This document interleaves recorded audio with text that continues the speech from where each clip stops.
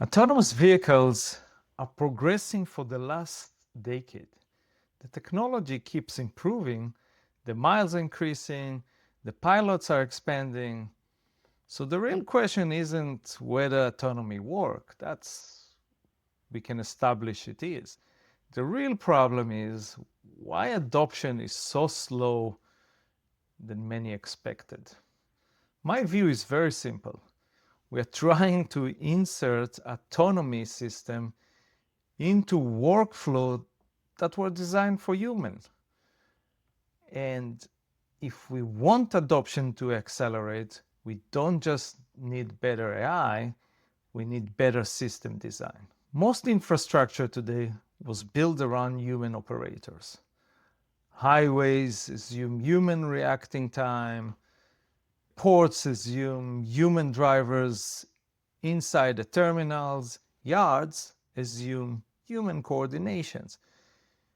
When we introduce autonomy into that environment, we're asking machines to adapt to systems optimized for humans' variability.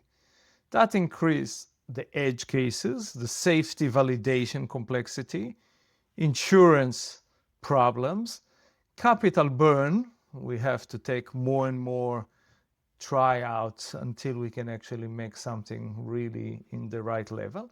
It's not that the technology is failing. It's that we are forcing it to start at the hardest possible layer, full human-machine interaction. That's a sequencing mistake in my mind. Autonomy scales fast in controlled environment. We have many use cases of that. We can look at mining in Australia, where we have autonomous trucks, those haul trucks that are basically going back and forth in specific private lands. They have fixed routes. They are centralized dispatch, no public interaction at all, really working perfect. This operation results include double-digit productivity improvement and reduction incident rate. That's not hype. This is operation deployment because the environment is controlled. We can see that also in ports and terminals.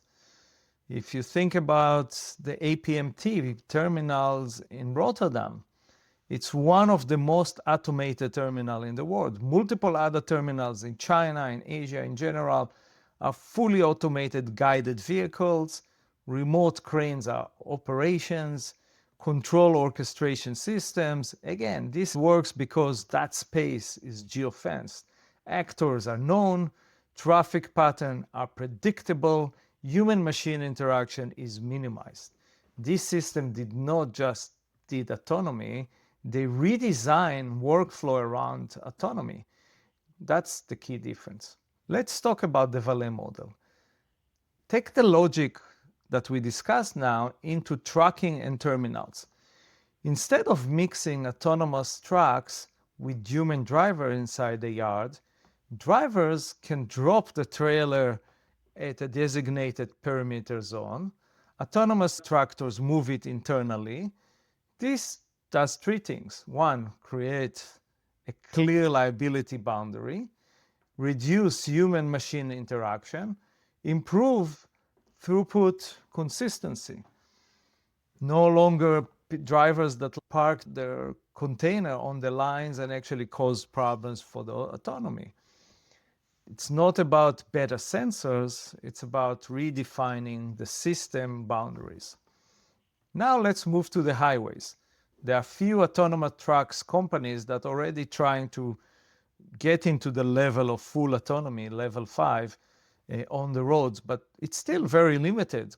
Very few corridors, very short distances, very limited places that you can actually remove the safety driver. And I think the road is still long until we're going to reach that level.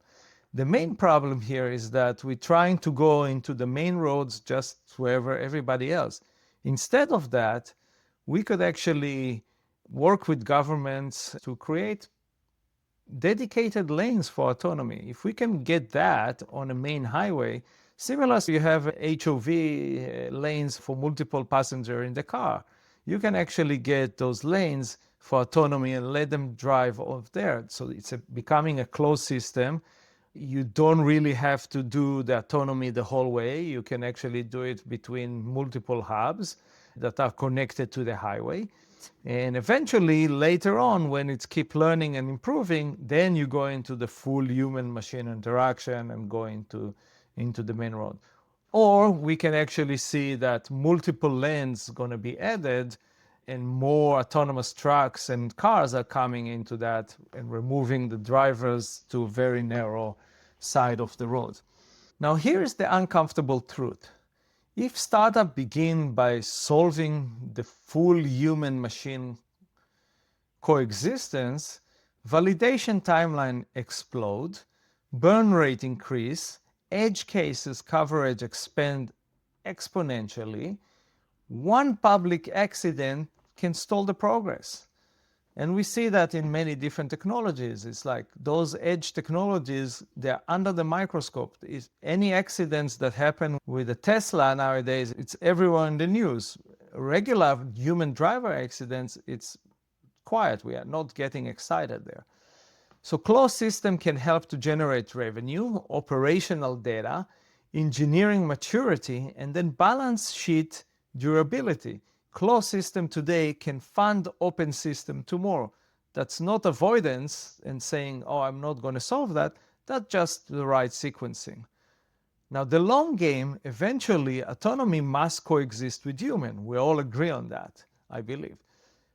That's inevitable. But forcing that as the starting point risks slowing the entire ecosystem. And that's why we see it more than a decade of work. If early companies run out of capital chasing the hardest edge case first, innovation stops. If we stage deployment intelligently, technology mature in parallel, insurance models, and of course, public acceptance.